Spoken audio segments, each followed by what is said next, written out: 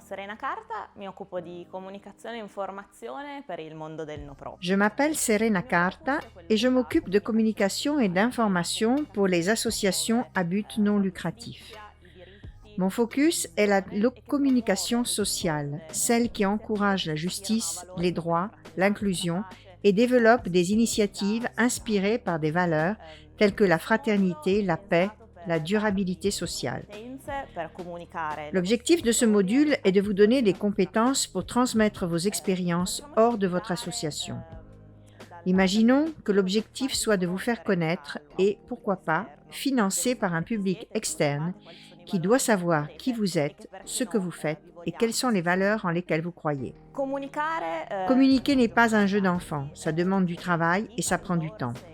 C'est pourquoi je vous conseille, pendant les 20 minutes qui suivront, d'apprendre le plus possible. Alors, à vos stylos. Le premier instrument dont je vais vous parler est la stratégie de communication. C'est un document qui contient les objectifs, le public de référence, les résultats et les instruments dont vous allez vous servir pour transmettre votre message. Imaginez ce document comme une feuille de route qui vous aidera à mettre de l'ordre dans vos idées, à planifier les contenus et à comprendre quelles sont les mesures à adopter pour développer votre plan de communication. Ensuite, nous passerons en revue les instruments du métier. Nous parlerons bien entendu des réseaux sociaux les plus populaires comme Facebook, Instagram, Twitter, mais aussi de la presse, instrument un peu plus traditionnel mais extrêmement utile. De nos jours, vous avez à votre disposition une infinité de moyens de communication. Évidemment, vous ne devez pas tous les utiliser, mais il faut que vous les connaissiez tous pour choisir au moment voulu celui qui vous sera le plus utile. Enfin, nous essaierons de réfléchir sur la communication en tant que narration, mise en commun d'histoires qui nous permettent de concevoir des mondes possibles et essayer de changer les choses. Je voudrais conclure cette introduction par un message qui puisse vous motiver. La communication est la mise en commun d'expériences, de bonnes pratiques, de nombreux points de vue. À mon avis, le moment est venu pour vous de vous mettre en jeu, de faire part de votre histoire et de créer un petit espace pour essayer de changer les choses. Per condividere la vostra storia e per occupare uno spazio per provare a cambiare le cose.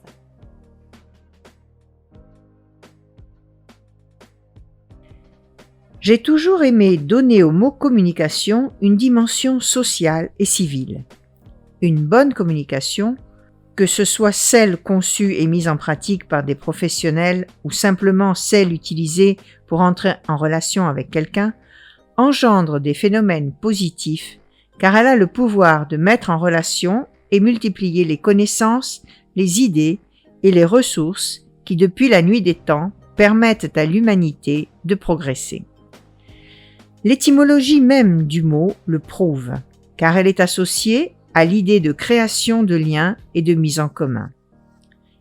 L'image de la communication en tant que pont, qui rime avec les nombreux ponts créés par les associations de la diaspora, sera le point de départ de mon cours vidéo sur une activité vraiment importante, mais malheureusement souvent sous-estimée par les petites et moyennes associations qui opèrent dans le secteur de la solidarité. Au cours de mon expérience de communication pour les associations à but non lucratif, j'ai vu souvent des projets intéressants et innovatifs ne pas obtenir l'attention méritée en raison de l'incapacité ou de la difficulté à les faire connaître en dehors du cercle restreint des associés, des volontaires amis et opérateurs. Il faut que vous sachiez que vous pouvez augmenter l'impact sur la société non seulement par la présence sur le territoire à travers des initiatives et des activités, mais aussi en parlant de qui vous êtes, de ce que vous faites et désirez faire en utilisant les moyens de communication à votre disposition. Et ce n'est pas tout. Vous avez le devoir de vous faire entendre, car vos témoignages sur l'histoire et l'actualité divulguent des points de vue, des gestes de solidarité et de fraternité qui ont le pouvoir de toucher les personnes et d'en modifier les comportements et les modes de vie.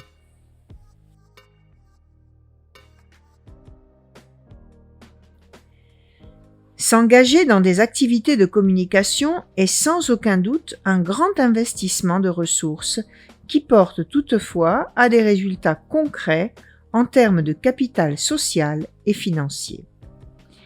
Décider de donner de la visibilité à votre activité et à vos initiatives sur les médias signifie s'ouvrir à de nouvelles opportunités, aussi bien dans le pays d'origine que dans celui de résidence. Se faire connaître signifie exposer ses propres idées, mais aussi se distinguer par ses propres caractéristiques, se faire remarquer et ne pas tomber dans l'oubli.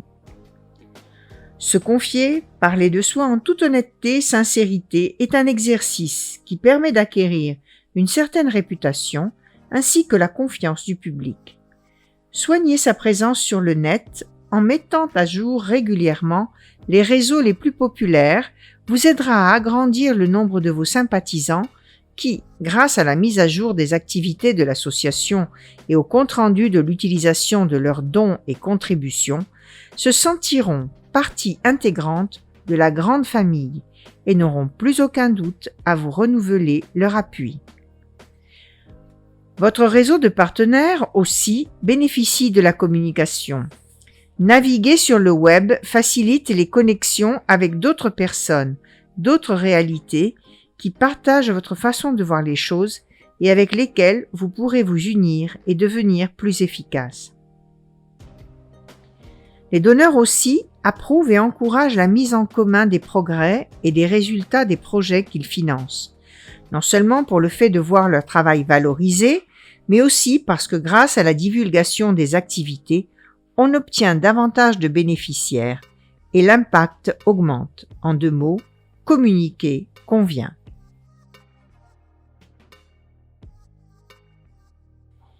Il n'existe aucune formule magique, aucun ingrédient secret. Pour faire connaître votre association au public et parler de ce en quoi vous croyez et vous êtes engagé à réaliser, vous avez besoin d'un plan d'action réaliste et réalisable dans les délais fixés avec les ressources humaines et financières dont vous disposez. Réunissez un groupe de travail avec lequel vous confrontez. Pour qu'il fonctionne, il est important que la stratégie soit approuvée à la majorité. Pour élaborer votre stratégie de communication, je vous conseille de répondre à 4 questions qui vous aideront à élargir le regard sur votre association, vos projets et à recueillir et classer toutes les informations en votre possession. Faites bien attention, vos réponses doivent être structurées de la façon suivante. À quoi devez-vous faire attention? Tout d'abord, il faut savoir que très souvent, les associations de la diaspora ont des projets qu'elles développent dans 2 ou 3 pays à la fois. C'est pourquoi il est fondamental de créer des stratégies de communication diverses pour chaque pays où vous travaillez, car les contextes, les besoins et les personnes ne sont pas comparables. En second lieu, rappelez-vous que la stratégie n'est pas éternelle. Elle doit être testée pendant un certain temps.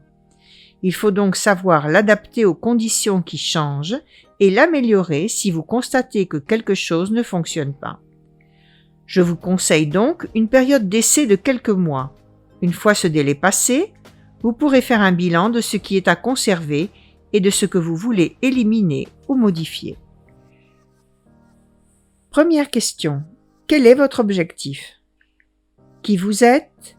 Qu'est-ce que vous avez l'intention de réaliser?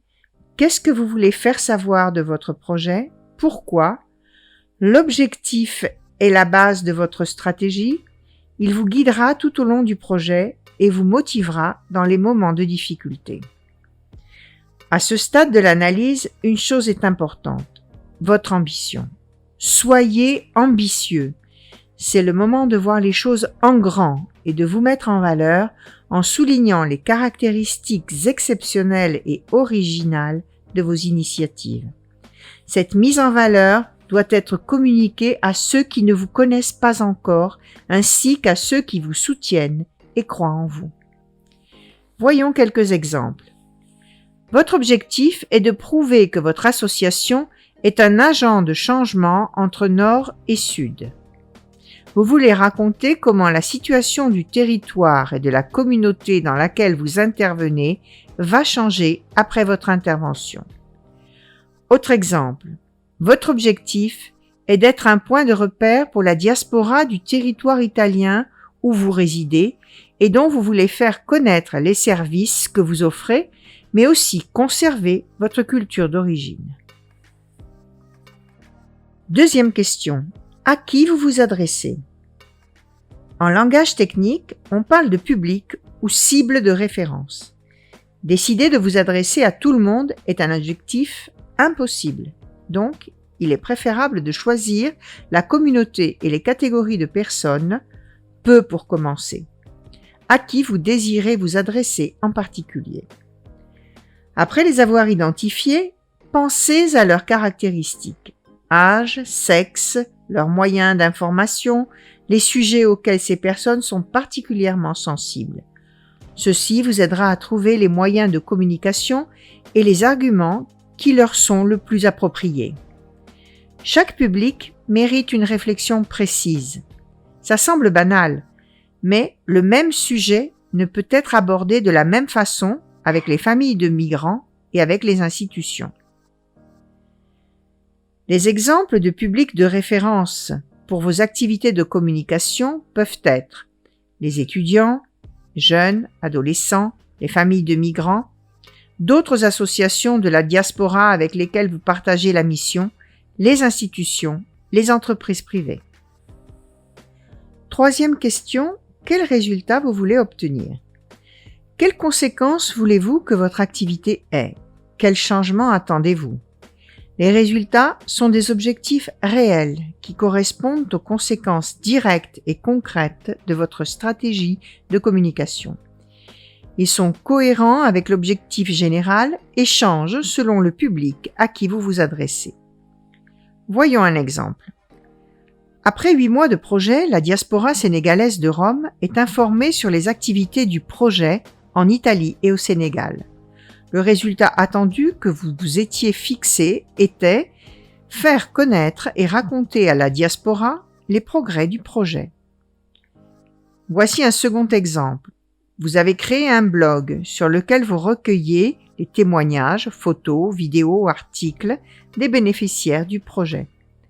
Le résultat attendu étant donner la parole à qui dans votre pays d'origine a rarement voix au chapitre. Quatrième question. À travers quels moyens communiquer? Quel instrument en ligne et hors ligne vous choisissez d'utiliser pour transmettre vos messages? Sur la base des caractéristiques du public auquel vous vous adressez et des résultats que vous voulez obtenir, après une analyse réaliste des ressources humaines et financières ainsi que du temps dont vous disposez, choisissez quels médias utiliser pour vous faire connaître. Rappelez-vous que tout canal de communication doit être mis à jour régulièrement et donc mieux vaut un seul canal bien entretenu et actif plutôt que plusieurs silencieux.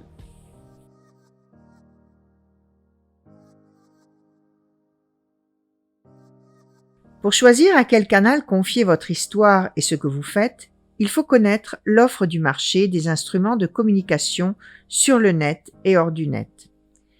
Nous commencerons par analyser de près les réseaux sociaux, appelés aussi nouveaux médias, et nous conclurons avec l'activité plus traditionnelle du bureau de presse.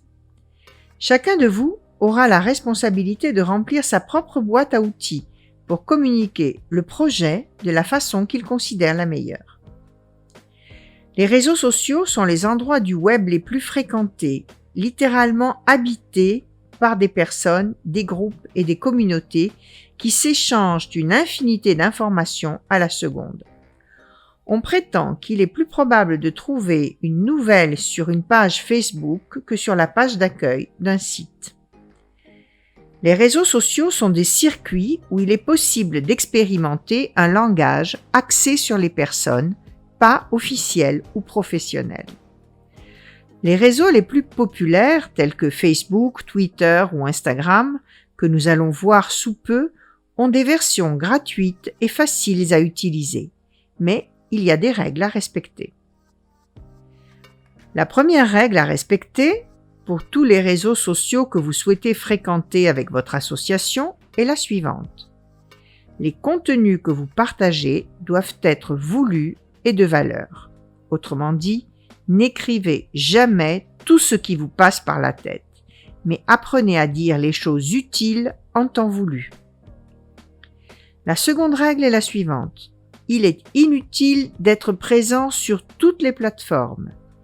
Il est important de choisir avec soin celles fréquentées par votre target de préférence et que vous avez la possibilité de mettre à jour régulièrement grâce aux ressources dont vous disposez. J'ai décidé de vous parler de Facebook, Twitter et Instagram car de nos jours ce sont les plateformes sur lesquelles on trouve la plupart des personnes. Je ne vous donnerai aucune indication précise sur comment les utiliser. Par exemple, comment activer un groupe Facebook, faire une vidéo sur Instagram ou publier un tweet. Mais je partagerai avec vous certaines lignes guides qui vous aideront à comprendre s'ils vous conviennent ou pas et quelques conseils d'utilisation pour les employer du mieux possible. Commençons par Facebook. Ce réseau offre aux associations qui œuvrent dans le domaine de la solidarité la possibilité de parler de soi avec générosité, de se faire écouter, d'interagir et de toucher les personnes grâce à des textes, des images, des vidéos. La place que Facebook a consacrée aux associations comme la vôtre est la page, pas le profil qui est réservé aux personnes physiques. La page qui permet d'avoir un nombre illimité de personnes qui vous suivent et donc d'interactions, c'est-à-dire d'échanges et de réactions qui vont des likes aux commentaires. Sur Facebook, on peut se consacrer largement et avec soin à la construction des relations. Mais comment ? Soyez actifs avec les groupes et suivez les pages et les personnes sur les thèmes attenant aux vôtres. Répondez toujours aux messages ou aux commentaires. Posez directement des questions à qui vous suit pour motiver la participation. Durant les pauses, les personnes se connectent souvent sur Facebook. Essayez donc d'être utile, constructif, agréable et spontané. Ayez un timbre de voix chaud, familier, accueillant. Parlez de vous et de vos états d'âme. Partagez vos opinions et prenez parti. Vous ne devez pas plaire à tout le monde. Fêtez vos succès et admettez vos échecs. Faites preuve de stratégie pour arriver à vos fins et valorisez le soutien de chacun. Souvenez-vous de taguer les partenaires, les bailleurs, les volontaires et utilisez les hashtags pour identifier projets et activités. Ceci stimulera la condivision et sera le porte-voix de vos messages. Écrire des choses originales et créatives, agréables à lire, n'est pas toujours facile. Comme il peut parfois sembler difficile de mettre sa propre page à jour régulièrement. C'est à ce stade que vous vient en aide le calendrier éditorial, un véritable calendrier fait de jours et d'heures dans lequel vous pourrez annoter en les planifiant les contenus que vous désirez partager. Mais qu'écrire et quand ? Mon conseil est de le publier 2 à 3 fois par semaine, en alternant 3 typologies de contenus. Les contenus promotionnels, qui concernent l'association et l'avancement du projet, présentent les résultats ou les objectifs, en somme, qui parlent de vous et de votre activité. Les contenus utiles, qui enseignent quelque chose de nouveau, peut-être sur votre pays d'origine, une recette, une date historique, un aspect culturel, ou sur une nouveauté législative. Des contenus donc qui ne parlent pas directement de vous et de votre association, mais qui permettent de partager des connaissances sur un thème dont vous êtes expert. Un mode facile et efficace de partager des contenus utiles est celui de publier un article que vous-même avez trouvé enrichissant. Des contenus convaincants qui donnent envie à celui qui les lit de bavarder et de répondre. exprimez votre point de vue sur l'actualité ou bien parlez de vous avec légèreté ou encore échangez vos impressions sur le vif suite à un événement. Passons maintenant à Twitter. Twitter est le réseau social du petit oiseau bleu et des phrases courtes. Aujourd'hui, on peut arriver à 280 caractères. Twitter est très différent de Facebook. Pas d'échange d'amitié possible. Et une fois inscrit, tous les messages des profils que vous suivez sont publics. Twitter peut vous être utile, surtout pour suivre les conversations au niveau national et international sur des thèmes d'actualité.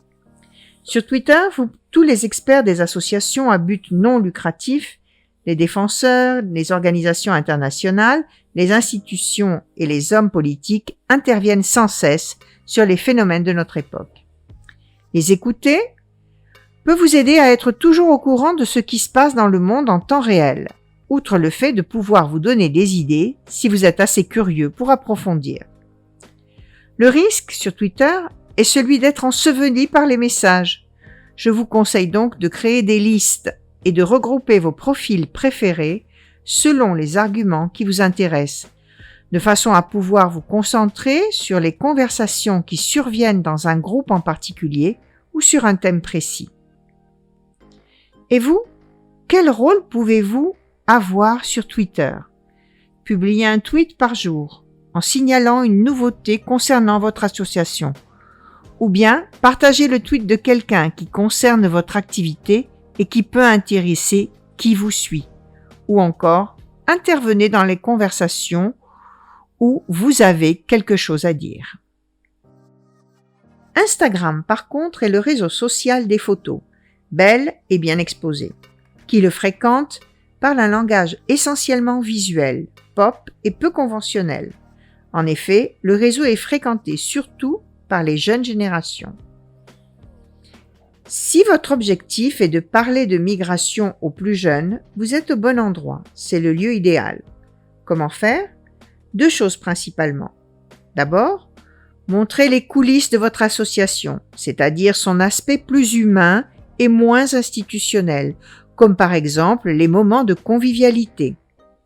Ensuite, partagez les photos de personnes, de lieux, de situations belles et évocatrices qui représentent les valeurs dont vous êtes le porte-parole et qui provoquent l'émotion du public et lui donnent envie de s'unir à vous et de vous soutenir.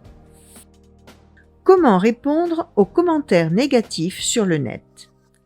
Sur les réseaux sociaux, on assiste de plus en plus à une utilisation violente du langage. Le commentaire négatif, ou plus encore celui agressif, peut provoquer de la peur ou de la colère, vous faire sentir en difficulté ou inapte à gérer la situation. Je voudrais donc vous suggérer quelques idées pour répondre sans embarras et fermement à ces attaques verbales, insultes ou plus simplement opinions très différentes des vôtres. Avant tout, une considération. Il est impossible de faire changer d'avis quelqu'un qui n'a pas la même façon de penser que vous. C'est un objectif irréalisable. Mais vous pouvez réagir avec éducation pour exposer votre position. Répondez toujours. Qui vous suit a confiance en vous et attend de vous une réponse qui fait valoir vos valeurs communes. Répondez toujours avec gentillesse. Vous donnerez le bon exemple. Réaffirmez vos valeurs de non-violence. Répondez aux commentaires. Remerciez pour avoir partagé le point de vue de votre page. Et puis, exposez votre opinion sur le thème objet du commentaire. Démontrez, preuve à l'appui par exemple, que l'information partagée est fausse. Ne pas donner de réponses contrastantes, vulgaires ou agressives. Évitez l'effet mur contre mur. Il est déconseillé d'engager une conversation avec les personnes particulièrement agressives. Posez des questions, demandez un nouveau commentaire ou une nouvelle opinion. En cas d'une attaque de haine, d'insulte ou d'injure, rappelez à la personne que les espaces que votre association a décidé d'ouvrir sur le web sont réservés au dialogue respectueux. Si malgré votre invitation à baisser les tons et à s'excuser, la personne persiste dans son attitude violente et autoritaire, un bon conseil, bloquez son profil. En continuant notre tour d'horizon des instruments du web, on ne peut pas oublier le site et le blog. Le site atteste de votre présence officielle et institutionnelle sur Internet. Vous pouvez choisir d'avoir un site ou vitrine essentiellement statique, utilisé pour donner les informations de base de votre association, pour présenter les projets que vous avez en cours et pour donner de brèves informations. Si vous disposez de temps et de personnel, vous pouvez enrichir ce site avec une partie dynamique, créant ainsi un blog sur lequel publier des approfondissements, des narrations, des points de vue et des récits à la première personne, comme s'il s'agissait d'un livre de bord de votre association. Comme les réseaux sociaux, même le blog doit être mis à jour régulièrement. Une fois par mois, une fois par semaine, et dans ce cas aussi, aidez-vous du calendrier éditorial pour programmer dans le temps et à temps les contenus à publier et alterner les thèmes affrontés. Personnellement, je vous déconseille de créer un site pour chaque projet dont vous êtes chef de file ou partenaire. Il vaut mieux intégrer la description du projet dans le site de l'association. Si l'association n'a pas encore de site, le projet peut fournir l'occasion d'en ouvrir un. Dans ce cas, en accord avec les autres partenaires, vous publierez une fiche synthétique qui contienne les informations principales. L'application du web la plus utilisée pour créer des sites internet et blogs est WordPress, dont il existe un niveau base gratuit qui permet d'accéder à toutes les fonctions essentielles. Qu'est-ce qu'on entend par newsletter ou bulletin d'information? Il s'agit d'un instrument de communication avancé et très efficace, car il permet aux personnes d'être informées sur votre association à travers leur adresse de poste électronique. Il existe 3 bonnes raisons d'envoyer un bulletin d'information périodique. La première, la boîte mail est un endroit intime qui favorise la lecture. La seconde, les personnes vous autorisent à les contacter, ce qui signifie qu'elles ont confiance en vous, elles ont besoin d'informations que nous pouvons leur fournir. Enfin, on peut faire choisir aux personnes quelles informations recevoir: les offres d'emploi, les mises à jour des projets, les événements, les articles du blog. Il existe des applications spécialement conçues pour expédier de beaux bulletins d'information à de nombreuses boîtes mail. Parmi les plus populaires, on trouve TinyLetter, MailChimp et MailUp, gratuites jusqu'à un certain nombre de contacts et à différents niveaux de difficulté. Ouvrir les portes de son association ou se déplacer physiquement pour s'occuper d'autres espaces est encore un moyen de se faire connaître, de faire circuler les informations et de partager les connaissances. Vous pouvez organiser des événements ouverts au public dans les locaux de votre siège principal ou dans d'autres endroits stratégiques pour lancer le projet, présenter et diffuser les études, les analyses et les résultats, sensibiliser l'opinion publique et les partenaires sur les thèmes considérés importants pour le contexte dans lequel vous travaillez, recueillir des fonds et autres. Se consacrer régulièrement à l'activité de bureau de presse et aux relations avec les médias signifie entrer en contact avec les journalistes des quotidiens, des magazines, des radios, des télés, locaux pour commencer, afin de donner de la visibilité aux activités et aux résultats les plus significatifs des projets de votre association. Comment faire? Intervenez auprès de vos contacts et dressez une liste de journalistes joignables. Rassemblez leurs mails et leurs numéros de téléphone et informez-les sur vos initiatives et vos objectifs. Établissez avec eux un rapport de confiance, invitez-les à vos manifestations, donnez la priorité aux rencontres face à face et faites-leur connaître votre travail. Si vous parvenez à susciter leur intérêt, ce sont eux qui vous chercheront et vous demanderont si vous avez des nouveautés à raconter. Le proverbe dit « Quand c'est beau, c'est bon ». Eh bien, dans la communication, Que ce soit sur le web ou sur papier, il est important que votre projet se distingue par un logo ou un élément graphique qui en caractérise ce que l'on appelle en langage technique l'identité visive. Une fois la présentation graphique du projet identifiée, il est important qu'elle apparaisse sur toutes les communications externes. Faites très attention aux photos qui accompagnent vos messages, surtout sur le web. Si vous n'avez pas de photos prises par vous, cherchez-les en ligne, mais seulement parmi celles autorisées par la licence Creative Commons, c'est-à-dire des images que l'auteur autorise à utiliser librement. Flickr Creative Commons, Wikimedia Commons ou Pixabay sont 3 sites desquels vous pouvez télécharger des images gratuitement en CC. Les logos de votre association, ainsi que ceux des partenaires et du donateur, font partie de l'identité visive du projet. En ce qui concerne ce dernier, vérifiez directement avec le bailleur les conditions d'utilisation et l'insertion d'éventuelles mises en garde, autrement dit, disclaimer.